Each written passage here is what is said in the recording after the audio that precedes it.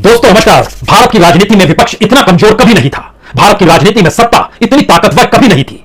भारत की राजनीति में सत्ता के खिलाफ खड़े होते हुए मुद्दे और उन मुद्दों का अंबार इससे पहले इतना बड़ा कभी नहीं था। भारत की राजनीति में संसद भवन से लेकर सुप्रीम कोर्ट तक के फैसलों को लेकर जब सड़क पर भी उंगलियां उठने लगे तो ऐसे सवाल इससे पहले कभी नहीं थे। भारत का मीडिया, भारत की नौकरशाही, भारत के संवैधानिक संस्थान, भारत की आरबीआई, भारत का इलेक्शन कमीशन, भारत के भीतर हिंदुत्व का जोर, भारत में धर्म की राजनीति, तमाम परिस्थितियों को परखते चले जाइएगा। ऐसी स्थिति इस देश के भीतर में इससे पहले एक साथ कभी नहीं जुटी थी। लेकिन विपक्ष इतना कमजोर कभी नहीं था। सवाल चुनाव जीतने का नहीं है। चुनाव तो कर्नाटक में भी जीते, मध्य प्रदेश में भी जीते, राजस्थान में भी जीते हैं और छत्तीसगढ़ में भी जीते हैं। जीते तो झारखंड में भी हैं, गोवा में भी एक वक्त जीते और एक वक्त उत्तराखंड में भी जीते। लेकिन जीतते हुए राजनीतिक सत्ता को भी कैसे सत्ता से हटाया जा सकता है, यह सियासत इससे पहले कभी नहीं थी। तो क्या वाकई विपक्ष की राजनीति ही मोदी सत्ता को ऑक्सीजन देती है? क्या वाकई इस देश के भीतर में विपक्ष जिन लोकतांत्रिक परिस्थितियों का राग अलापते हुए संघर्ष करने के लिए मैदान में उतरता है, उसका लाभ अलोकतांत्रिक होती राजनीतिक सत्ता को मिल जाती है? परत दर परत परिस्थितियों को अगर पलटना शुरू कीजिएगा तो कुछ सवाल आपके जहन में जरूर आएंगे। जासूसी मामले को लेकर सुप्रीम कोर्ट ने क्या किया? राफेल डील को लेकर सुप्रीम कोर्ट ने क्या किया? इस देश के भीतर में इलेक्टोरल बॉन्ड तक को लेकर इलेक्शन कमीशन को हाशिए पर ढकेल दिया गया। कहा गया संसद की ही चलेगी, इलेक्शन कमीशन का इसमें कोई योगदान नहीं है। इस देश के भीतर में राज्यपालों की कोई अहमियत है क्या इस देश की राजनीतिक सत्ता के सामने? इस देश में कैबिनेट मिनिस्टर्स जो लगातार अलग अलग मंत्रालयों को संभालते हैं, चाहे वो इस देश के फाइनेंस मिनिस्टर हो या फिर किसी भी पद पर बैठे हुए कोई भी मंत्री हो, क्या उनका केंद्र सिर्फ एक व्यक्ति के इर्द गिर्द आकर सिमट नहीं गया है? इस देश के भीतर में नौकरशाही में भी किसकी नियुक्ति किस तरीके से होगी, क्या वह भी एक जगह आकर सिमट नहीं गई है? जरा सिलसिलेवार तरीके से आज परखने की कोशिश कीजिए, तब यह सवाल आएगा हमारा विपक्ष ही कहीं वाकई अपनी राजनीति के जरिए इस देश की राजनीतिक सत्ता को ताकत तो नहीं देता है? और एब्सोल्यूट पावर जो मौजूदा सत्ता के पास है उसको देने का काम इस देश के भीतर विपक्ष की राजनीति तो नहीं किया है, जिसके अपने अंतर्विरोध आपस में टकराते हैं, जिसके अपने राजनीतिक विजन भविष्य के अपराधों तले छुपाने के लिए डर से भयभीत होकर छुप जाती है और राजनीतिक सत्ता संवैधानिक चीजों को अपनी हथेलियों पे लेते हुए इस देश में राज करती है। परिस्थितियों को पलटिए, क्योंकि संसद हो, जांच एजेंसी हो, अदालत हो, धर्म के नाम पर, हिंदुत्व के नाम पर जो राजनीतिक बवंडर हो, विधायकों को तोड़ना हो, राष्ट्रवाद का गुणगान हो, राजनीतिक सत्ता खुले तौर पर करती है। लेकिन विपक्ष की निगाहों में एक ही शख्स रहता है, नाम है देश के प्रधानमंत्री नरेंद्र मोदी। मुद्दों के आसरे लोगों को सचेत करना, जगाना या आने वाले वक्त में भारत के भविष्य को उससे जोड़ना विपक्ष ये काम नहीं कर पाता है, क्योंकि उसे सिर्फ राजनीतिक जीत चाहिए और राजनीतिक जीत के तौर तरीके इस दौर में आकर बदल गए हैं। अगर आप मुद्दों पर आएंगे तो महंगाई मुद्दा है, बेरोजगारी मुद्दा है। इस देश के भीतर टैक्स वसूली जिस तर्ज पर होती है, चाहे वो जीएसटी की हो या इंडायरेक्ट टैक्स के तौर पर हो या कॉर्पोरेट टैक्स में माफी का सवाल हो, इस देश के भीतर में बैंकों की जो खालिस्ता हालत हो चली हो, उसमें एनपीए की परिस्थितियां हो, चाहे इस देश में कॉर्पोरेट के ऊपर बढ़ता हुआ एनपीए हो, जो व्यापार घाटा एक्सपोर्ट इंपोर्ट से जुड़ा हुआ हो, जो खनन का क्षेत्र और उसमें भी कोयले खनन तक की लूट या फिर कोयले को लेकर कम परिस्थिति दिखाते हुए इंपोर्ट की परिस्थितियां पैदा कर देना। एनसीएलटी क्यों बना, आईबीसी क्यों बना? इस देश के भीतर एनसीएलटी और आईबीसी के बनने के बाद कितनी हजारों कंपनियां एक झटके में खुद को दिवालिया घोषित क्यों करने लगी? और इन दिवालिया घोषित कंपनियों को कौन खरीद रहा है, उससे किसे मुनाफा मिल रहा है? इस दौर में disinvestment, privatisation, monetisation, Ambani, Adani, जो भी जिक्र करना है करते चले जाइए। आखिर में आकर आप उस करेंसी पर टिकेंगे जिसकी कीमत डॉलर के मुकाबले इस दौर में कम हो गई है। इस दौर में मीडिया नतमस्तक क्यों हो गया? इस दौर में मुस्लिम राजनीति के हाशिए पर क्यों पहुंच गया? इस दौर में जो भी परिस्थितियां देश के पीएसयू से जुड़ी हुई थी वह भी खत्म होती हुई क्यों चली गई? मुद्दों की भरमार है, लेकिन विपक्ष अपने तौर पर इस देश में वह अलग क्यों नहीं जगा पा रहा है? क्या इसलिए जगाता नहीं है क्योंकि उसे लगता है कि मीडिया दिखाएगा नहीं, या फिर इसलिए नहीं दिखा पाता है कि वो समझ गया है कि दरअसल जिस देश के भीतर में कैबिनेट मिनिस्टर्स, राज्यपालों की भूमिका, राज्यसभा के भीतर भी सांसद कौन चुने जाएंगे और किसे लाया जाएगा, किसे हटाया जाएगा, किसकी उम्र कब की होगी, उससे कौन सा काम कैसे लेना है, यह भी सिमट जाए अगर पीएमओ में। और इन सब के बीच जो इस देश के इंस्टीट्यूशंस हैं, उसके जो हेड होंगे, उसकी नियुक्ति भी सिर्फ एक ही दरबार से अगर हो रही हो, जो कॉन्स्टिट्यूशनली इससे पहले कई लोगों के सामूहिक निर्णय से हुआ करती थी, वह भी अगर सिमटती चली जाए। मसलन इस देश के भीतर में सीवीसी कौन होगा, सीएजी कौन होगा, सीबीआई का हेड कौन होगा, ईडी का हेड कौन होगा, सेबी का हेड कौन होगा, नीति आयोग किसके हाथ में होगा और एक झटके में किसे और क्यों हटा दिया जाएगा, इलेक्शन कमीशन में कौन सबसे ऊपर में बैठा हुआ नजर आएगा, जो जजेस की नियुक्ति है उसको लेकर कोई क्या सोचते हैं? अगर आप ध्यान दीजिए तो एक परिस्थिति में पुराने दौर की जो भी लोकतांत्रिक परिस्थिति अगर आपके जहन में कहीं आती हो तो वह चीजें बदल गई, या फिर यह सोचते हो कि एक स्वतंत्रता हर संस्थान और नौकरशाही के साथ जुड़ी रहती है, वह भी खत्म हो गई। विपक्ष के पास मुद्दों की भरमार है, लेकिन इसके ठीक समानांतर एक चीज और यहां पर परख लीजिए, क्योंकि जब इस देश के भीतर बीजेपी की सत्ता का जिक्र होता है, वैसे ही आरएसएस का जिक्र भी होता है। लेकिन आरएसएस के भीतर भी चार महत्वपूर्ण संस्थान जो उसके अपने हैं, उनकी स्थिति क्या रही और उनसे जुड़े मुद्दों का हश्र क्या हुआ, और उसे संभालने वाले लोग किस तरीके से अगर सत्ता से सवाल करें जो कि उनके अपने प्रचारक ही सत्ता में है, उनको भी दरकिनार कर दिया गया। जैसे भारतीय मजदूर संघ यानी बीएमएस, स्वदेशी जागरण मंच एसजेएम, विश्व हिंदू परिषद वीएचपी या फिर किसान संघ, ध्यान दीजिए, इनसे जुड़े मुद्दों को जिस रूप में कॉर्पोरेटाइजेशन कर दिया गया, उसमें संघ की भी इतनी हिम्मत नहीं थी कि वह अपने इन ऑर्गेनाइजेशंस को लेकर सवाल करे कि आने वाले वक्त में आपके जहन में क्या विजन है। इस देश के भीतर इतने वर्षों से आप काम कर रहे हैं और आरएसएस 1925 में बनी, वह भी खत्म हो गया।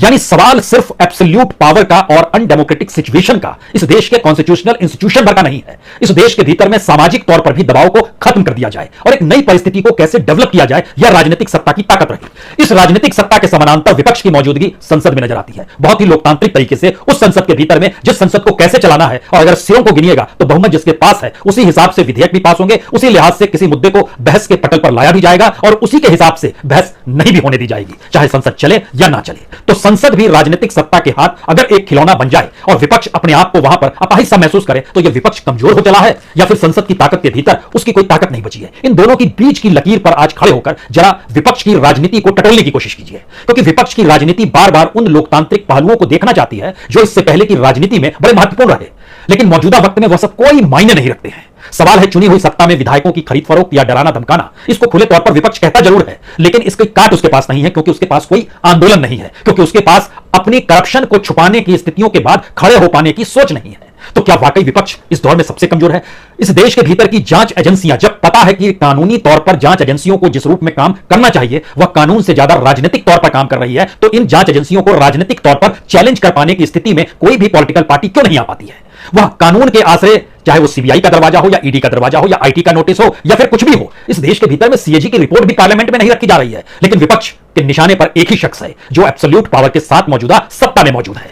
यानी इस देश के भीतर लोकतंत्र के आश्रय और संवैधानिक परिस्थितियों के आश्रय अगर देश कमजोर हो रहा है, तो विपक्ष की भूमिका क्या होनी चाहिए, क्या यह बताया जाए? और उसको किस रूप में अपनी लड़ाई को आगे बढ़ाना चाहिए, क्या यह भी बताया जाए? क्योंकि कानूनी प्रक्रिया के आश्रय पूरा का पूरा विपक्ष नतमस्तक हो जाता है कि नहीं नहीं, कानून का पालन तो करना पड़ेगा, लेकिन दूसरी तरफ कानून को राजनीतिक तौर पर कैसे ढाल दिया जाए और तमाम जांच एजेंसी या इस देश के भीतर के सारे निर्णय अगर राजनीतिक तौर पर लिए जा रहे हो, तो फिर उस राजनीति का क्या कीजिएगा जो लोकतंत्र के आश्रय कभी कानून, कभी इस देश की संसद की दुहाई देती हो? यह एक मुश्किल सवाल है, और शायद इसीलिए धर्म की भी राजनीति इस देश के भीतर होती है तो धर्म का पाठ भी विपक्ष पढ़ा पाने में सक्षम नहीं है। वह इसी में फंस जाता है कि वह मुस्लिम तुष्टीकरण में अभी तक फंसा हुआ था क्या, जबकि मुस्लिम इस दौर में राजनीतिक तौर पर हाशिए पर चला गया।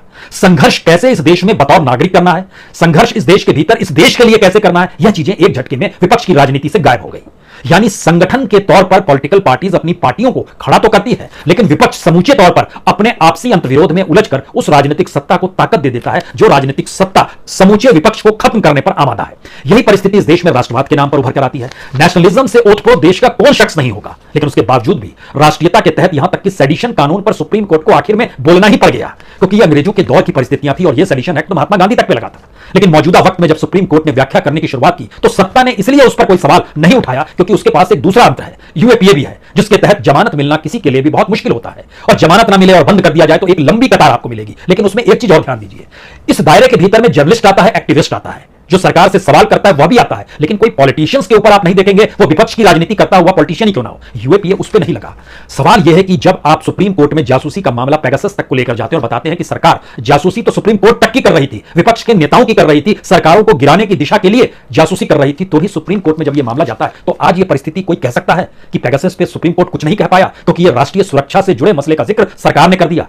यानी हर वो सवाल जिस सवाल के कटघरे में सत्ता आ जाए और सत्ता उसे राष्ट्रीय सुरक्षा से जोड़ दे तो सुप्रीम कोर्ट भी कुछ नहीं कर सकती है। ये मोटी लकीर है। इस मोटी लकीर के आइन में आपको पार्लियामेंट को भी खड़ा करना है, सुप्रीम कोर्ट को भी खड़ा करना है, तमाम इंस्टीट्यूशंस को भी खड़ा करना है, और तमाम नियुक्तियां जो होती हैं, तमाम नियुक्तियों में जो हेड नौकरशाह होता है उसकी भी परिस्थिति को खड़ा करना है कि उसकी निकटता राजनीतिक सत्ता से कितनी ज्यादा थी, किस मौके पर थी। ये तमाम परिस्थितियां जब एक साथ चली आएंगी तो सवाल यह भी होगा क्या नौकरशाही के भीतर भी कोई सवाल है, लेकिन किसी के भीतर भी कोई सवाल हो, वो छात्र हो, वो इस देश का किसान हो, इस देश का मजदूर हो, इस देश का ब्यूरोक्रेसी हो, इस देश के जजेस की कतार हो, सबको एक पॉलिटिकल मंच चाहिए जिसके जरिए राजनीतिक तौर पर सत्ता को धराशायी किया जा सके। और राजनीतिक सत्ता को धराशायी करने का मंत्र 1952 के बाद से जितने भी चुनाव हुए उसमें हर दृष्टि नेता पर रही।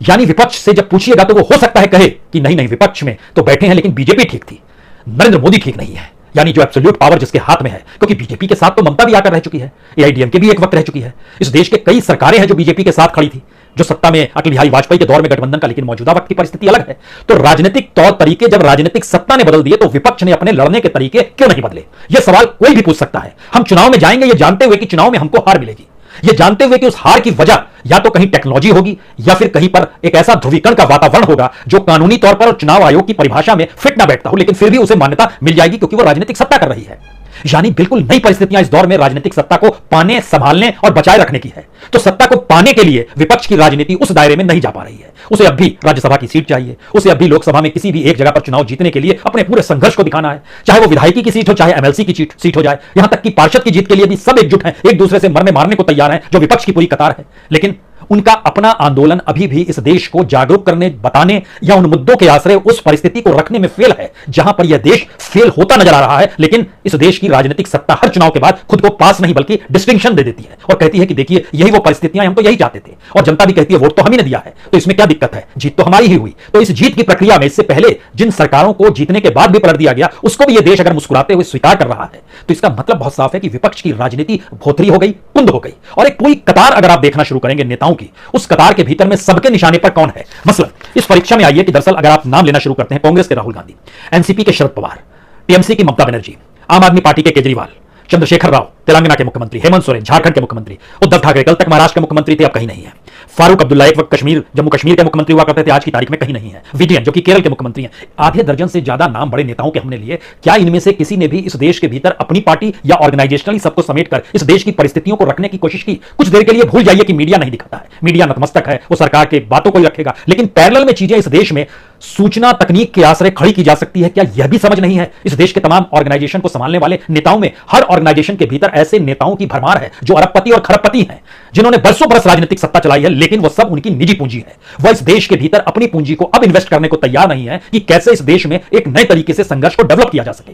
यहां पर वह अलग थलग पड़े हुए हैं और एक लंबी कतार इस देश के भीतर में जिन मुद्दों को उठाती है, उसको कोई राजनीतिक जमीन इस देश के भीतर में ना नेताओं के आश्रय, ना राजनीतिक पार्टियों के आश्रय, ना ही समूचे विपक्ष के आश्रय उन्हें मिल पाएगी। बचा क्या?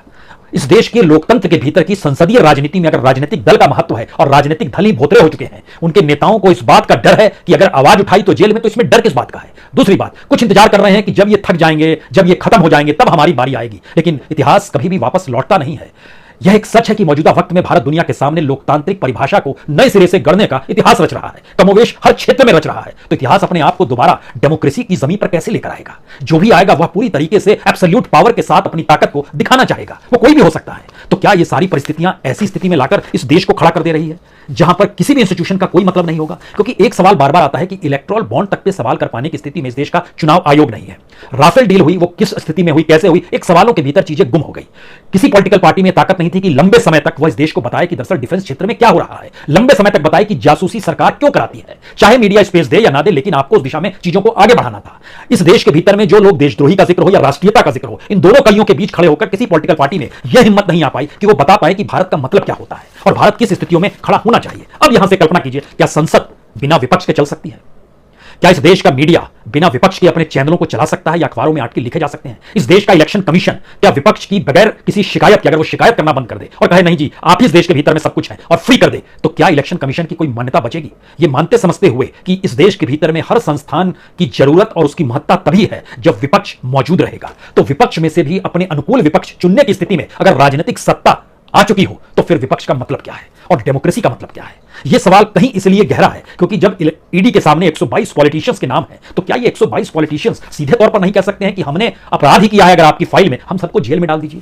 कम से कम ईडी की राजनीति तो बंद होगी। यह हिम्मत कौन लाएगा, कौन दिखाएगा? क्योंकि ये जानते समझते हुए कि 2014 में जो सोचा जा रहा था, 2019 में जो सोचा गया, 2024 में जो सोचा जाएगा, वक्त इस देश के भीतर का बहुत तेजी से गुजर रहा है और कमोवेश किसी भी क्षेत्र को लेकर कोई विजन मौजूदा वक्त में विपक्ष के पास है ही नहीं। सवाल यह नहीं है कि विपक्ष के पास नहीं तो सत्ता के पास है, जी नहीं, सत्ता भी अपने तौर पर उन्हीं परिस्थितियों को जी रही है जहां पर उसकी सत्ता बरकरार रहे और विपक्ष धीरे धीरे खत्म होता चला जाए और उसमें से कोई ताकत निकल कर ना आए। इस देश के लोकतांत्रिक परिस्थितियां दरअसल करवट ले रही है। आखिरी सवाल यही है कि विपक्ष गायब है तो यह सवाल इस देश के लोगों के सामने भी तो होगा। यह कोई नायाब चीज तो नहीं है और लोगों के सामने जब होगा तो लोग जब विपक्ष की भूमिका में खुद को खड़ा पाएंगे तो क्या यह एक आने वाले वक्त में इतिहास रचा जाएगा कि उसमें से कोई निकल कर आएगा? सामान्य तौर पर ऐसा होता नहीं है और खास तौर से 21वीं सदी में दुनिया के किसी भी देश में बढ़ती तानाशाही या राइट विंग की जो परिस्थितियां हैं, सवाल लेफ्ट और राइट का इस रूप में यहां मत लीजिए कि लेफ्ट का मतलब सर्वहारा होता है, राइट का मतलब कॉर्पोरेट होता है, जी नहीं, इस दिशा में मत सोचिए। इस दिशा में सोचिए कि राजनीतिक सत्ता की ताकत जब एब्सोल्यूट हो जाए और बाकी सारी चीजें खत्म हो जाए और उसमें भी धीरे धीरे शिखर पर बैठा हुआ शख्स अगर अपने आप को एब्सोल्यूट पावर के साथ परोसने की स्थिति में आकर खड़ा हो, लेकिन वह जिन प्रयोग को करता है उसमें उसे कहीं ना कहीं उस पार्लियामेंट की जरूरत है, उस सुप्रीम कोर्ट की जरूरत है, उस इलेक्शन कमीशन की जरूरत है, उस SEBI, ED, IT, CVC, CAG सभी की जरूरत है जो इस देश में डेमोक्रेटिक सेटअप को बनाए हुए हैं। लेकिन विपक्ष को सोचना होगा, क्या वह लोकतांत्रिक परिस्थितियों को जीते हुए, सामने कानून को दरकिनार देखते हुए वह फिर भी इसी राग को अपनाएगा कि हां हम तो डेमोक्रेटिक हैं, हम तो भाई कानून को मानते हैं और हमारा संघर्ष तो कुछ ऐसा ही रहेगा, और दूसरी तरफ राजनीतिक सत्ता अलोकतांत्रिक होकर, गैर लोकतांत्रिक होकर, उन्हीं लोकतांत्रिक परिस्थितियों का लाभ उठाते हुए अपनी सत्ता की ताकत का एहसास लगातार अलग अलग तरीके से कराती चली जाए और कराता हुआ विपक्ष लगातार यह कहे कि देखिए ये तमाशा हो गए हैं। कहने से क्या होगा? जिस देश के भीतर में कैबिनेट मिनिस्टर कहता है, इस बात का जिक्र किया गया कि दरअसल इस देश के भीतर में सुप्रीम कोर्ट जो होता है उसका काम है, उसकी जिम्मेदारी है कि वो न्यायप्रिय और निष्पक्ष दिखाई दे। अच्छी बात है। और उस देश में सुप्रीम कोर्ट के चीफ जस्टिस ये कहते हैं, एक हफ्ते पहले उन्होंने एक कार्यक्रम में कहा कि दरअसल सुप्रीम कोर्ट की प्रतिबद्धता कॉन्स्टिट्यूशन को लेकर है, राजनीतिक सत्ता को लेकर नहीं है। ये सब कहने की जरूरत क्यों पड़ रही है? क्योंकि ये नहीं है। बहुत बहुत शुक्रिया।